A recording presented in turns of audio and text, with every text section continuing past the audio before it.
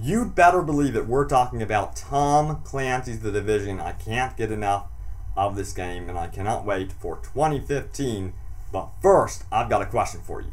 So I know you guys love video games, but have you ever considered making them? Well, I want to tell you about Full Sail University. Full Sail offers a wide variety of gaming degree programs, both on campus and online. These can teach you about the tools, technology, and workflow used by today's leading gaming studios. And get this, graduates from Full Sail have gone on to work on such games as Grand Theft Auto 5, Assassin's Creed 4, Black Flag, and the Call of Duty franchise, and so much more.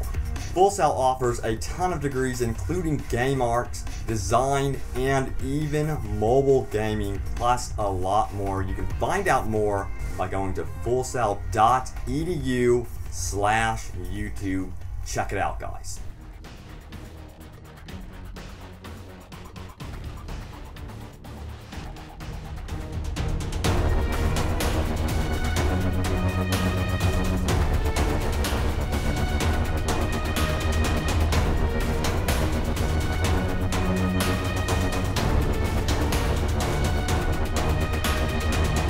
Can't get enough Tom Clancy The Division? You are in the right place. That's right, we're talking about more Tom Clancy The Division today. Hey guys, what's up? It's Robbie with Open World Games, and we've got a brand new interview for Tom Clancy The Division. And before we begin, a very, very special shout out to Serial Killers. Be sure to check them out right here on YouTube. Tell them I sent you. Consider subscribing to their channel. I love their logo, as you can see, the crazy kitten playing video games. That is awesome. But guys, they did an interview for The Division. They talk a lot about, guess what? The beta. Now, it's not even denied in this interview. So, I am very, very hopeful that we will, in fact, be getting a beta of The Division in 2015. Now, remember, nothing has been confirmed at all, but the history of Ubisoft is indicating that, yes, they do like doing betas for their brand new games, especially The Crew, which, by the way, we will be seeing a beta starting November 6th for the PS4 and Xbox One, so that's good news. Cannot wait to try it. Oh yeah. So guys, here we go. Without further ado, the brand new Division interview. Apocalyptic New York City, here we come. Hello guys, we're here with Martin Hotberg from Massive Entertainment working on The Division. So, just tell us a quick story about the game, what's it about? Okay, The Division is a game that takes place in New York after a pandemic has struck the city. So all basic services of the city are failing, the streets are locked with gridlocks, cars all over the place, there are people looting, shooting, rioting, and unless you as a player go in and control the situation, then everything will be lost, everything will collapse. Okay, so you introduced the co-op feature. How does it work in the game? Is it like online co-op or split screen, or how do you plan to integrate it in the game? We're an online open world RPG, so you play together with other people from your PC or from your console. 4-player co-op with a tablet that can join in, and then we have a seamless transition to PvP areas that we call the Dark Zone.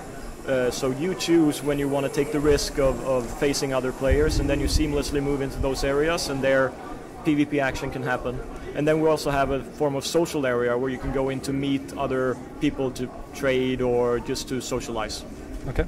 So do you got any plans on a level cap or something? Is it like a RPG? Do you level with the XP and get some new items or abilities, or? Yeah, character progression and item progression is a big part of the game, so there will be first a level cap, of course, and then hopefully we'll be able to expand on that and keep the game alive for a very long time and keep raising the level bars, for example. So the idea is to have a character that you can own over a long period of time that you can customize and make yours completely. Okay. So how's it to work on PS4, Xbox One, PC on the same time? Do we have to downgrade the graphics for the consoles, or?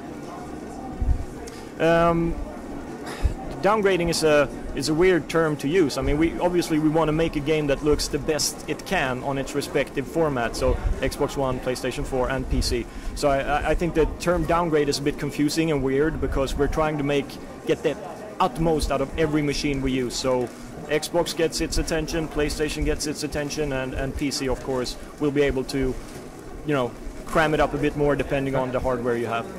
Okay, so you don't have plans to give them the same specs, like if the Xbox One doesn't can do 60 frames a second or something, you will downgrade it for PS4. So you try to get the most of the console. Yeah, we address every console, every platform as its own, you know, version. So we try to stay away from the thing where you go for the least common denominator and everybody suffers for it. We want to make a good experience on all respective formats. Okay. So you're showing today new gameplay. Do you got any plans on alpha, beta for players to check out the game in the future? Or? We have a long experience in doing online games, dating back to Ground Control and World in Conflict, and I think the chance to involve people to do tests is very important. And I suspect we'll release more details on the possibilities for public tests later on. Okay, and what plans do you have for the release of the game? Do you got a window or a specific time? Right now, the window is 2015, so next year. Okay, and like second half of the year, or? We haven't specified it any more than 2015. Oh, okay. So that's a big window. Okay. So besides the leveling, the multiplayer, does it got a single-player story you can explore? Or? Oh yeah, the exploration of the world is one of the key pillars. We want people to actually enjoy and get in there and get immersed and move around in this world we created. So there is actually several story threads that you can follow, forms of narration telling you what happened in the world, and different characters that you can find, and you can explore their fate and what happened to them. We do a lot of what we call environmental storytelling, where the actual world tells the story, so you can tell that something happened here and it's linked to other events that you can find out more about. Okay, so it's like you go to this area and got a quest or something, and then you go you go to the same area and got another quest, or? We don't use the traditional quest mechanic exactly like that. We rather call them missions. There are some missions like that, but that's not the majority of the game. We have a dynamic world where events occur as you move around. So like public events, or something? Yeah, in a way, yes. I mean, they happen even if you're not there. So you can walk into an event and be in the middle of it, or you can see it from a distance and you can see how it unfolds, and you can choose, do I want to get involved or do I just want to walk away and do something else? So it's a dynamic form of mission giving in that way. So do you got anything else you want to tell us about the game, or what you can tell about the game at the moment? There's so much. It's a big game. We're mixing a lot of genres. So I think the appealing part could be that there's a lot of different components to the game. So it appeals to a big crowd.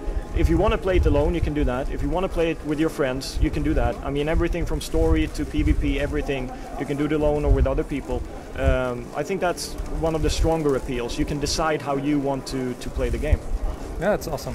So thanks for the interview, and yeah, check out the game, check out The Division, and check out our YouTube channel. Thank you.